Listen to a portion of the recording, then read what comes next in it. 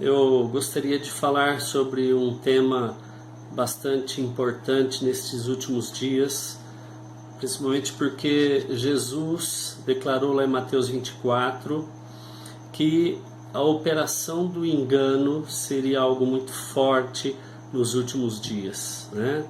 Então ele adverte várias vezes, dizendo: não vos enganeis, falando de falsos profetas que viriam e enganariam, se possível fosse, até os eleitos. Então eu gostaria de falar um pouco sobre desviando-se da verdade, né? Como que isso acontece? Eu gostaria de iniciar com vocês, gostaria que vocês abrissem a Bíblia lá em João capítulo 17. Vocês vão ver a partir do versículo 15 que Jesus ele faz 3 pedidos ao Pai em favor da igreja.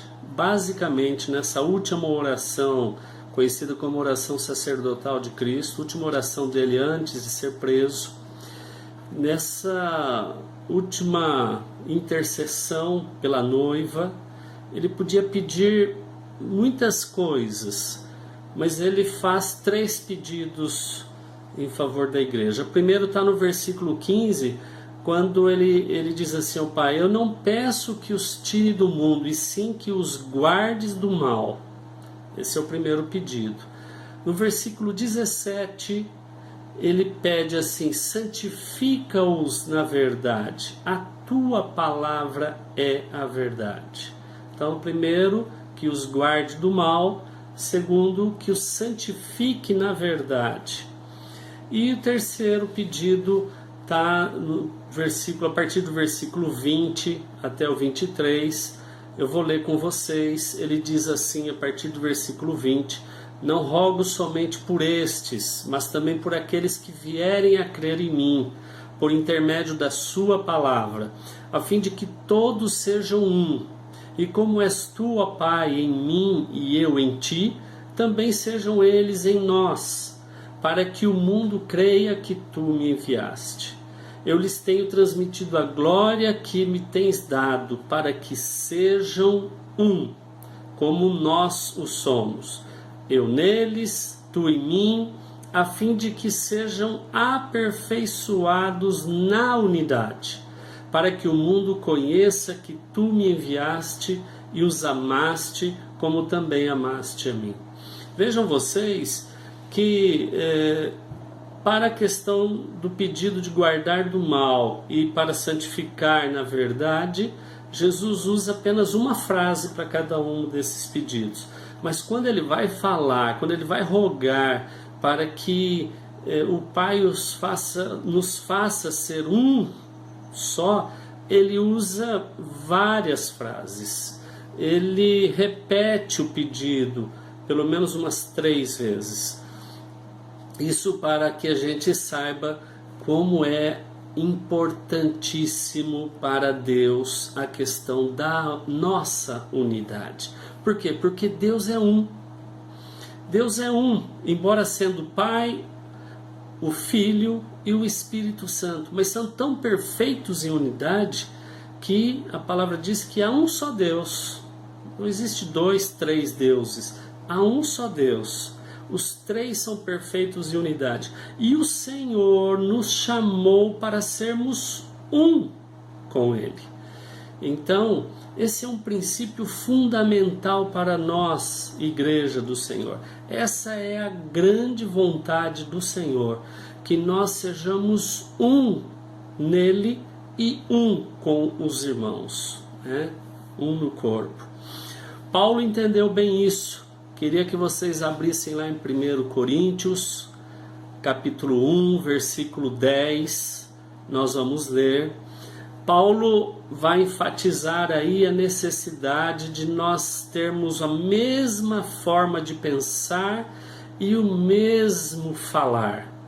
Olha só o que Paulo escreve à igreja de Coríntios, capítulo 1, versículo 10. Ele diz assim: rogo-vos, irmãos, pelo nome de nosso Senhor Jesus Cristo, que faleis todos a mesma coisa, e que não haja entre vós divisões. Antes, sejais inteiramente unidos na mesma disposição mental, ou seja, na mesma forma de pensar, e no mesmo parecer, ou seja, na mesma forma de falar. Então, essa é a vontade do Pai, que é reforçada pela palavra apostólica de Paulo, de sermos de sermos unânimes.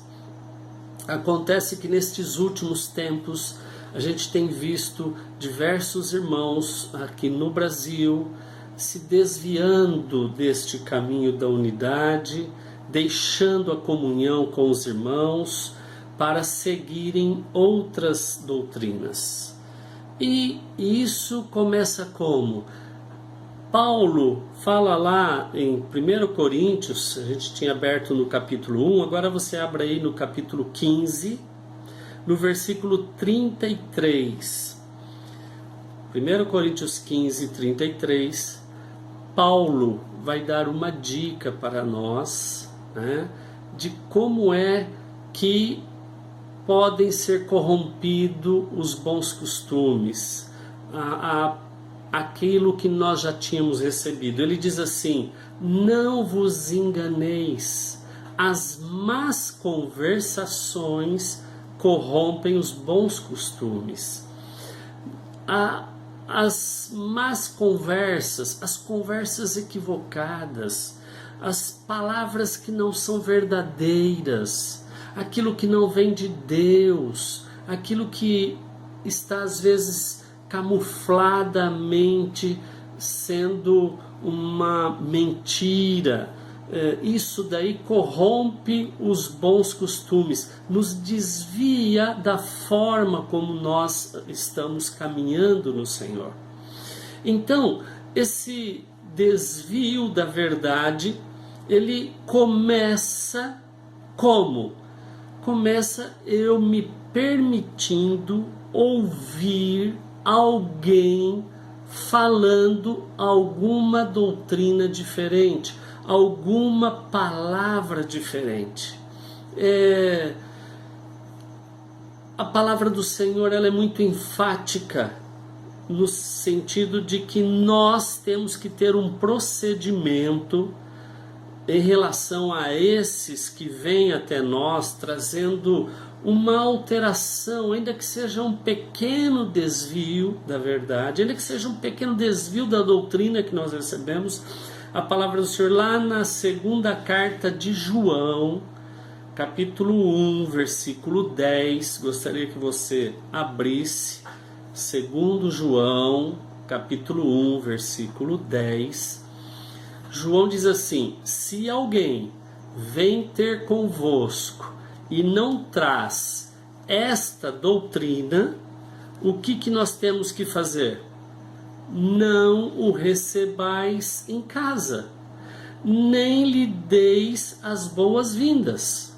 Então, se alguém vem trazendo a nós uma doutrina que não é aquela que nós já recebemos do Senhor, a palavra diz assim: não o recebais em casa. Romanos capítulo 16, versículo 17, Paulo traz praticamente a mesma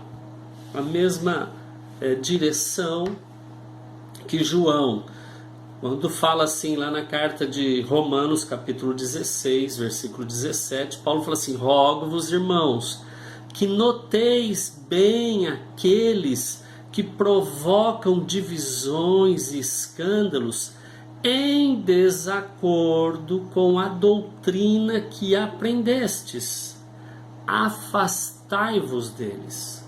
Quer dizer, se alguém vem, ainda que mansamente, sutilmente, vem trazendo, vem colocando irmãos contra irmãos, porque está trazendo um conteúdo da doutrina que não é aquela que nós recebemos do Senhor, a palavra fala assim: afastai-vos deles. Então a palavra diz: não recebais em casa, e se eles estão entre vocês, estão no meio de vocês e estão fazendo isso, a palavra fala assim: noteis bem, preste atenção e afastai-vos deles. A palavra fala que nós não podemos nos envolver. Por quê? Porque ao darmos ouvido, as argumentações, elas vêm muitas vezes de encontro com os sentimentos da carne, com as emoções, e muitas vezes de encontro com aquilo que a nossa carne quer ouvir. E aí a gente acaba caindo. Na verdade, por que nós vamos ouvir alguma outra coisa diferente do que aquilo que nós já temos ouvido até agora? Muitas vezes é por causa da curiosidade. A curiosidade, ela busca novidade, mas é a repetição que gera edificação. Então, para ser edificado, eu preciso repetir as mesmas verdades recebidas. Ir atrás de algo diferente, de uma coisa nova, isso daí pode trazer um grande mal no meu coração. Por quê? Porque aí, dentro daquelas argumentações, vem algo que toca meu eu, toca aquilo que eu gostaria de ouvir, que para mim é mais fácil do que o evangelho do reino, e aí eu acabo cedendo às argumentações que não vêm de Deus. Fala, mas Gil, isso daí, será que pode acontecer? Perdão. Nossa, mas como? Amados, eu fui dar uma olhada a respeito de um homem que fala sobre a volta do Senhor, e ele tem quase 300 mil inscritos no canal dele. Amados, 290 e poucos mil. Agora diminuiu um pouco, uns 20 mil, porque ele havia previsto que Jesus iria voltar, ou melhor, que haveria o arrebatamento da igreja agora dia 15 de abril, se não me falha a memória, nesse mês de abril. E aí não aconteceu o arrebatamento, muitos então saíram. Mas ainda assim, ainda tem 270 e tantos mil seguidores desse homem.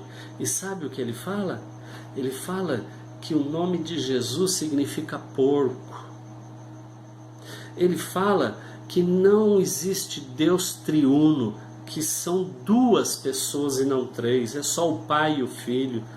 São absurdos, são heresias terríveis. E tem quase 300 mil pessoas seguindo esse homem.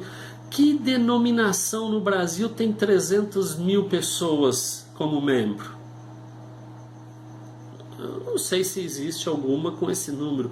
Pois esse único homem falando todas essas heresias, ele tem tudo isso. Senhor, como ele consegue isso?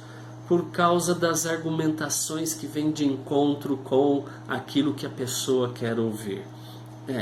Agora, a palavra nos dá uma dica importante para quem é curioso e gosta de sempre estar recebendo novidades em casa. A palavra fala: se alguém vem ter convosco alguma doutrina diferente, não recebais em casa. Você às vezes não recebe a pessoa fisicamente, mas você clica lá no vídeo daquela pessoa e vai ouvir. Quer ouvir o que ela tem para dizer, coisa interessante. Esse tema aí, puxa, que seria, né? Puxa, o Gil, o Caibar, o Vini nunca falaram sobre isso. Deixa eu ver o que ele tem para dizer.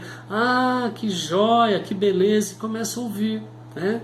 Começa a ouvir, a curiosidade aguça, e aí vai querer saber porque se a Terra é plana, se a Terra é redonda, umas coisas assim que não mudam em nada a nossa fé no Senhor, mas que trazem confusão e acaba às vezes desviando muitos da verdade.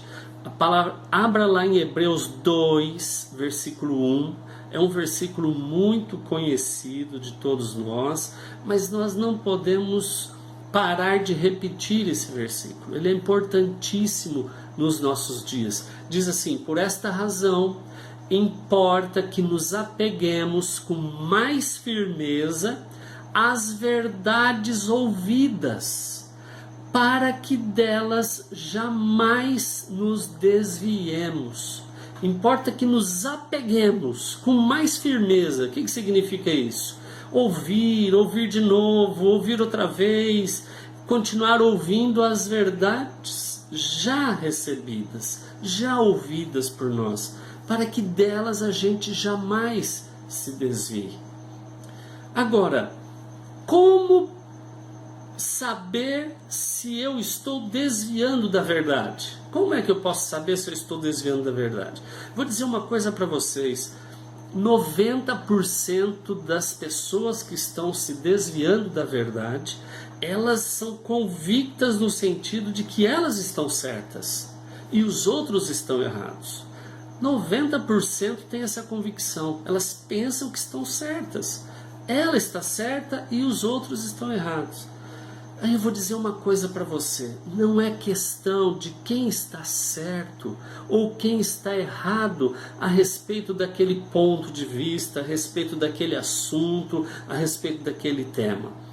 Não é isso. A questão é, a verdade é que nós somos um só corpo. Como saber se eu estou me desviando da verdade? Se eu estou me dividindo com algum irmão, se eu estou me dividindo na forma de pensar, na forma de agir, então eu estou me desviando da verdade. Por quê? Qual é a verdade? A verdade é que Deus nos fez para sermos um. Não importa o que eu penso, o que o outro pensa, nós temos que andar juntos e nós temos que nos unir na mesma forma de pensar e na mesma forma de falar. Por isso, quando temos divergências, nós temos que fazer o quê? Sentarmos, colocarmos a luz, trazermos a luz como pensamos, buscamos a palavra. Por quê? Porque só há um corpo. Em Efésios 4, versículo 4 a 6, Paulo fala assim: há somente um corpo e um espírito, como também fostes chamados numa só esperança da vossa vocação. Há um só Senhor, uma só fé, um só batismo, um só Deus e Pai de todos, o qual é sobre todos e age por meio de todos e está em todos. Então, Cristo não está dividido. Nós somos corpo dele e nós temos que andar, então, buscando a unidade e não a divisão. Então, quero dizer uma coisa para os irmãos: unidade não significa que nós todos temos que gostar das mesmas coisas e fazer as mesmas coisas. Não. Existem gostos diferentes. Tem gente que gosta de jogar bola, tem gente que gosta de pescar, outros gostam de caminhar, outros gostam de andar de bicicleta, outros não gostam de fazer nada disso, outros gostam de ler, outros gostam... Bom, enfim, tem diversos gostos. Há também diversas ações diferentes. Agora, há também ministérios diferentes, serviços, dons diferentes, e isso faz parte do corpo de Cristo, da inteireza do corpo de Cristo. Veja bem, imagine, olha o corpo. O corpo tem olhos, tem boca, tem nariz, tem ouvidos, tem mão, tem pé. Os órgãos são diferentes uns dos outros, são todos diferentes. Não são todas iguais. Agora, o corpo é um só. Os membros são muitos e são diferentes uns dos outros. Mas o corpo tem que sempre ir na mesma direção. Todos têm que ir na mesma direção. Tem que estar harmonizados. Imagine vocês se, por exemplo, a Su me pede: amor, pega para mim essa colher que está em cima da pia. E aí, de repente, o meu olho olha e vê a colher, mas na verdade ele desvia os olhos e fica olhando para um alho que está ali. Aí o corpo vai se dirigir em direção aonde? Ao alho. Aí vamos supor que a mão, então a gente está indo em direção à colher, para pegar a colher. Mas na hora de pegar a colher, a mão vai e pega o alho e não a colher. E a sua vai falar: mas eu te pedi a colher e não o alho. Imagine se o ouvido, na hora que ele ouve ela falar: por favor, você pode pegar a colher, ela escuta o alho. Se ela escuta alho, todo o meu corpo vai em direção ao alho para eu pegar o alho e levar para ela. Estou assim, sendo bem simples e grosseiro para mostrar que nós todos temos que caminhar na mesma direção, embora sejamos diferentes uns dos outros. Embora tenhamos comportamentos diferentes, não em relação aos princípios de Deus, não em relação à palavra do Senhor. Na palavra, nos princípios do Senhor, nós temos que ter a mesma forma de pensar e de falar. Nós temos que ser unidos nisso. Mas nas nossas personalidades, nos nossos gostos, nas nossas atitudes, nas nossas ações de trabalho, um trabalha como sapateiro, o outro trabalha como relojoeiro, o outro trabalha com calçado, o outro é na enfermagem, o outro na câmara, enfim, o outro é advogado. Temos diferentes, e os relacionamentos nossos acabam sendo diferentes, mas nós formamos um corpo, e essa diferença toda tem que nos levar a uma só ação, numa mesma direção.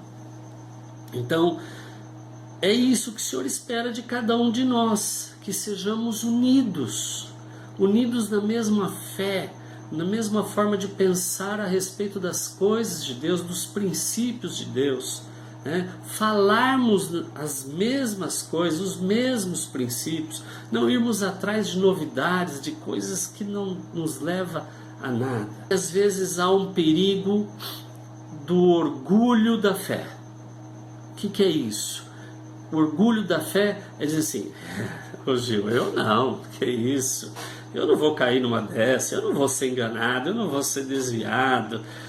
Vou perguntar uma coisa: quem é que foi enganado por Satanás?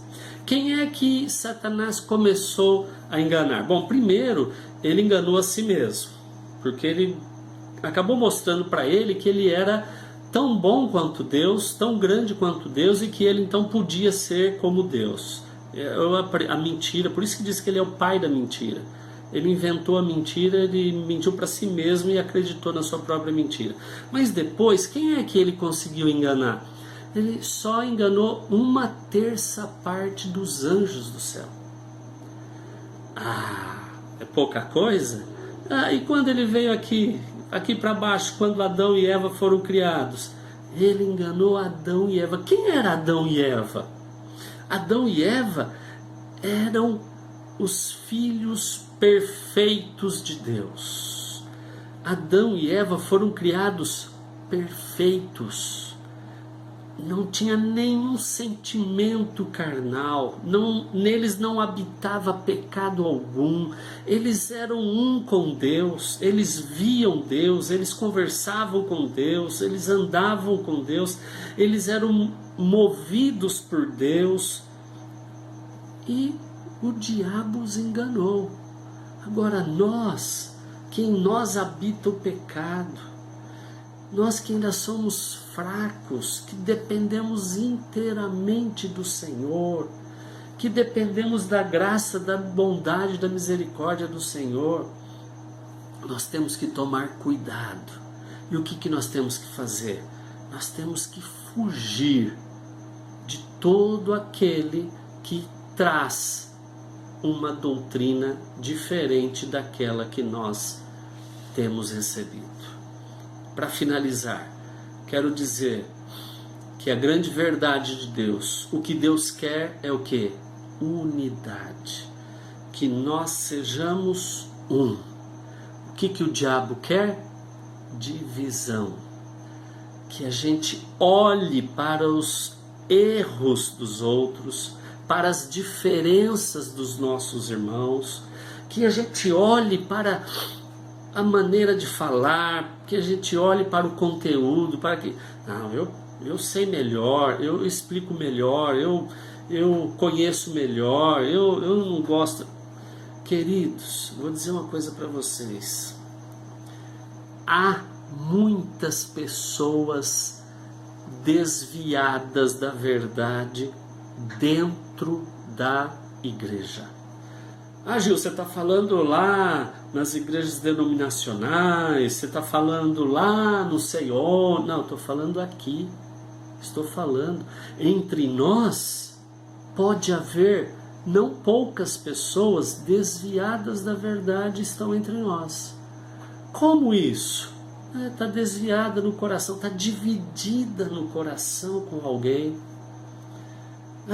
Em relação àquele irmão, àquela irmã, eu tenho reservas, eu nem chego muito perto, eu nem faço questão de cumprimentar e tal. Isso é divisão, e se é divisão é desvio da verdade.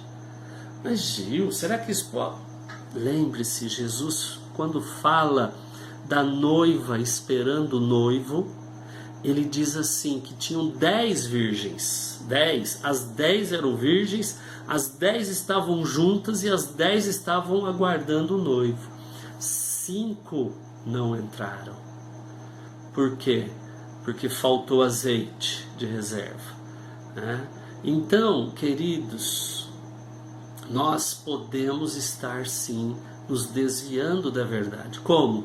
Se tiver em nós alguma ponta de divisão com qualquer pessoa. A palavra fala que nós temos que fazer o quê? Nós temos que refletir, examinar a nós mesmos.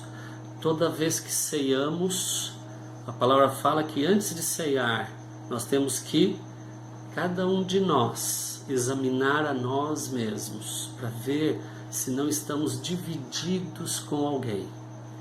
E aí, tomar a ceia, porque tomar a ceia significa declarar que eu sou um, que eu sou aquele único pão, que eu sou um pão, né? Como a palavra fala em Coríntios 10, né? Que nós, embora muitos, formamos um só pão, porque todos nós participamos do único pão que é Jesus. Então, precisamos examinar nosso coração, para ver se nós estamos, porventura, nos dividindo em algumas coisas, algum ponto de vista, alguma palavra.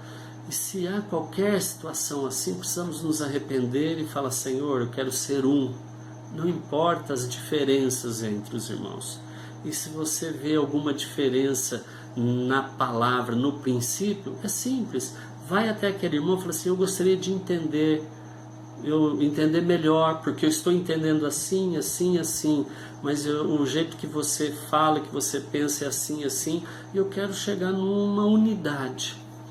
Amém? Então era isso que eu queria deixar para vocês. Eu queria abençoar a vida de vocês, para que nós possamos estar passando por isso tudo e permanecermos perseverantes no Senhor.